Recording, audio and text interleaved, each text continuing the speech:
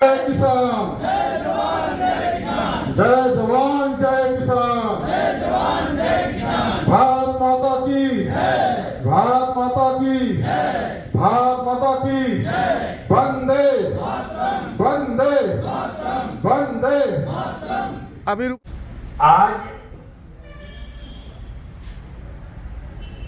लाल बहादुर शास्त्री जी की पुण्यतिथि की पूर्व संध्या पर हम सभी ज्ञानपीठ केंद्र में उपस्थित हैं और आप लोगों के प्रयास से ज्ञानपीठ केंद्र पर उन महान विभूतियों का, उन स्वतंत्रता सेनानियों का, संत महात्माओं का और शहीदों का तथा देश और समाज और व्यक्ति के लिए लगातार काम करने वाले महान पुरुषों का जन्मदिन और पुण्यतिथि आप लोगों के सौजन्य से लगातार मनाई जाती है। आप लोग भाग लेते हैं इसमें। मैं आप लोगों का हार्दिक अभिनंदन करता हूँ, स्वागत करता हूँ। और चौरसिया जी अमृतलाल जी भी आ गए हैं, मैं आपका भी स्वागत करता हूँ, धन्यवाद करता हूँ। सबसे पहले मैं आप लोगों के बीच में कहना चाहता हूँ कि हम इन महापुरुषों का स्मृति दिवस क्यों मना रहे हैं? क्योंकि इन्होंने जो प्रेरणादायक और अनुकरणीय कार्य किया है उससे देश को, समाज को और व्यक्ति को बहुत ही मजबूती मिली है। देश की गरिमा बढ़ी है। लाल बहादुर शास्त्री जी सादगी, सरलता और ईमानदारी की प्रतिमूर्ति। शायद ही कोई ऐसा नेता हो लाल बहादुर शास्त्री जैसा जो इतने कम संसाधन में, जैसा कि पूर्व वक्ताओं ने बताया भी है कि नदी पार करके शिक्षा ग्रहण करना और वह छोटी मोटी नदी गंगा नदी, और अपने जो दृढ़ संकल्प था, इनका लगन और परिश्रम था शिक्षा के प्रति, उसमें खरा उतरना और पूरा जीवन सादगी से जीना, जबकि यह उत्तर प्रदेश से लेकर और केंद्र तक और प्रधानमंत्री तक पहुंचे, लेकिन इन्होंने अपनी ईमानदारी, सरलता और सादगी नहीं छोड़ा। लाल बहादुर शास्त्री जी स्वतंत्रता आंदोलन जो महात्मा गांधी ने चलाया था, सब में भाग लिया, लेकिन 1942 का जो भारत छोड़ो आंदोलन था उसमें आपने बढ़ चढ़ करके हिस्सा लिया और महात्मा गांधी ने करो या मरो का नारा दिया था, लेकिन लाल बहादुर शास्त्री ने जो नारा दिया कि मरो नहीं मारो अंग्रेजों को, यह बड़ी बात थी। नारे को उलट दिया। कितना बड़ा काम था। इन्हें जेल भी हुई लेकिन परवाह नहीं की और लगातार संघर्ष में लगे रहे। जब रेल दुर्घटना इस देश में एक हो जाती है और रेल दुर्घटना में कुछ लोग हताहत होते हैं, कुछ लोग काल कलवित हो जाते हैं, आप रेल मंत्री से इस्तीफा दे देते हैं। इतना बड़ा नैतिक काम आपने किया। आज कोई भी सरकार का मंत्री, चाहे कितना बड़ा हादसा हो जाए, कितने लोग अपनी जान गंवा दें, लेकिन उसके जू तक नहीं रेंगते इस्तीफा देने को कौन कर। और एक बात बताना चाहता हूं कि जवाहरलाल जी ने इन्हें इनकी ईमानदारी और नैतिकता के कारण ही इन्हें अपना उत्तराधिकारी बनाया कि लाल बहादुर शास्त्री जी ही इस देश को सही रास्ते पर ले जा सकते हैं। देश के अंदर अमन चैन कायम रहेगा, लोग एक दूसरे से मिलकर रहेंगे, ये जवाहरलाल जी ने सोचा था।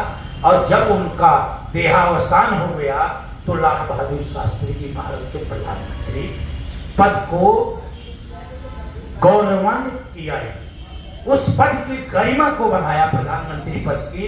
और मात्र 18 महीने में आज विश्व स्तर पर इनका हमेशा नाम प्रधानमंत्रियों में लिया जाता है कि इनसे अच्छा शायद ही कोई काम किया हो। एक घटना बताता हूं मैं आपको कि इनके पुत्र ने जो सरकारी गाड़ी थी, सरकारी गाड़ी 11 किलोमीटर चला दी और ड्राइवर से लॉग बुक पूछा इन्होंने, तो उन्होंने कहा कि 11 किलोमीटर गाड़ी जो है आपके बेटे ने चलाई है, वो इस पर लॉग बुक में लिखा हुआ है। इन्होंने अपनी पत्नी ललिता शास्त्री से कहा कि यह गाड़ी भारत सरकार की गाड़ी है, देश के लोगों के टैक्स के पैसे से यह गाड़ी है, यह आपकी निजी गाड़ी नहीं है। जो मुझे वेतन मिलता है उसमें से 36 पैसा प्रति किलोमीटर का रेट था, वो पैसा सरकारी खजाने में जमा करवाइए।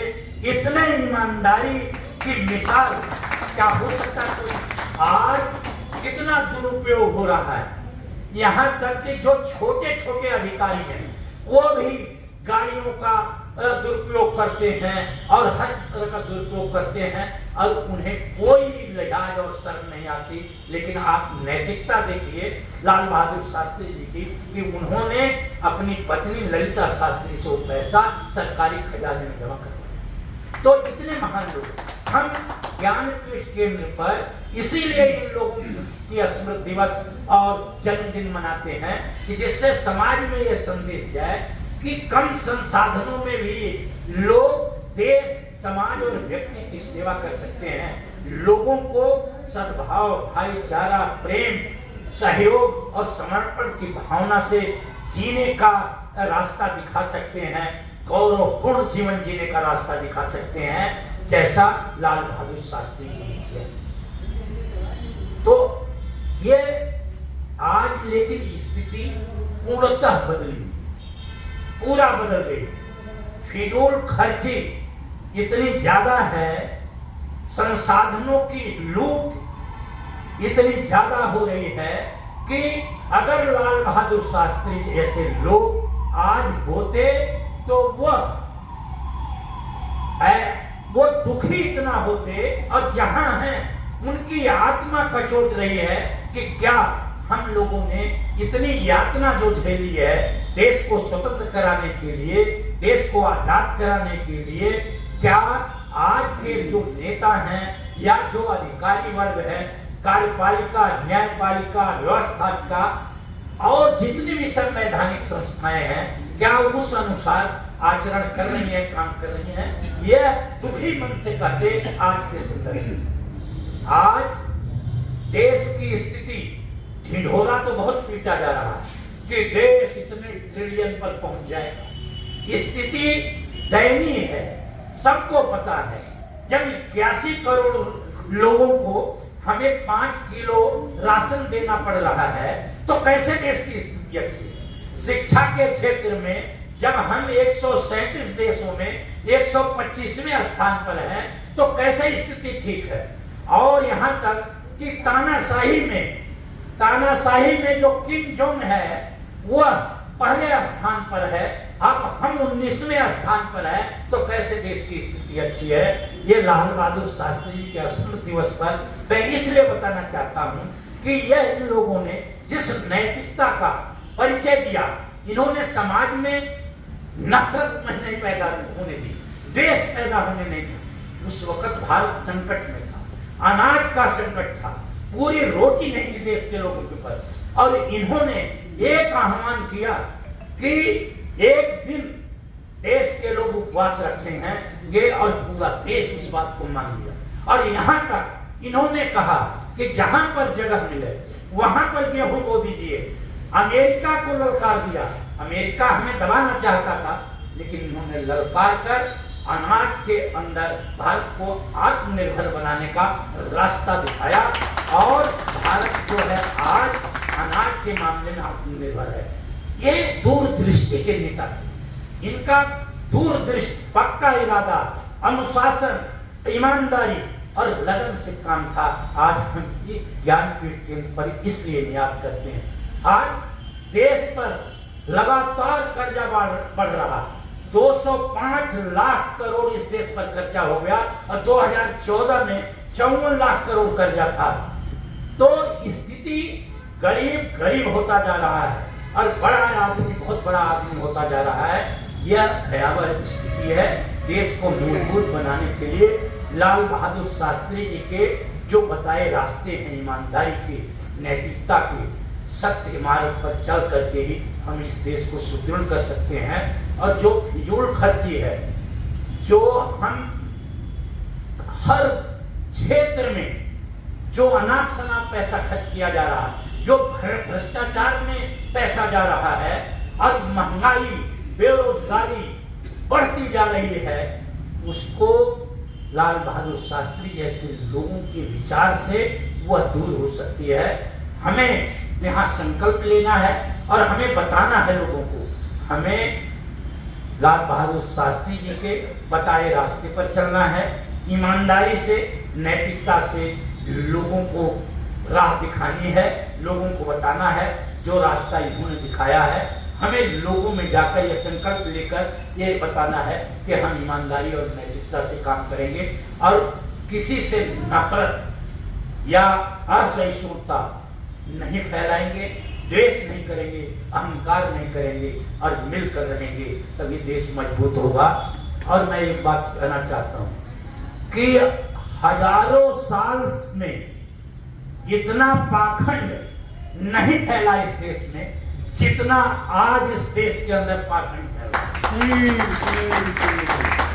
पूरा झूठ पर आधारित है सारा नाम, और पाखंड को राजनीतिक जामा जो पहनाया जा रहा है, ये बहुत खतरनाक है। राजनीति से प्रेरित हो गया पाखंड, अब पूरा देश इसके अंदर लगना चाहता है। ये बहुत खतरनाक स्थिति है। इसे आज हमें संकल्प लेना है कि हम जो पाखंडी लोग हैं, जो गलत रास्ता हमें बता रहे हैं, उनका विरोध अगर नहीं करें तो उनका हम समर्थन भी नहीं करेंगे। उनके हमेशा जो वो खराब काम कर रहे हैं, उस खराब काम में हम शरीक नहीं रहेंगे। इन्हीं शब्दों के साथ मैं लाल बहादुर शास्त्री जी के चरणों में नमन करता हूं, और मैं तो हमेशा यही कहता हूं कि ऐसे ईमानदार देश के प्रेमी अगर पैदा होंगे तो भारत वाकई में सोने की चिड़िया हो जाएगा। ऐसे लोग इनके बताए रास्ते पर, इनसे प्रेरणा लें। आज के जो नेता हैं, आज के अधिकारी हैं, सारे लोग उनसे प्रेरणा लेनी चाहिए, और देश की जनता को भी इनसे प्रेरणा लेनी चाहिए। बहुत बहुत मैं आप लोगों को धन्यवाद।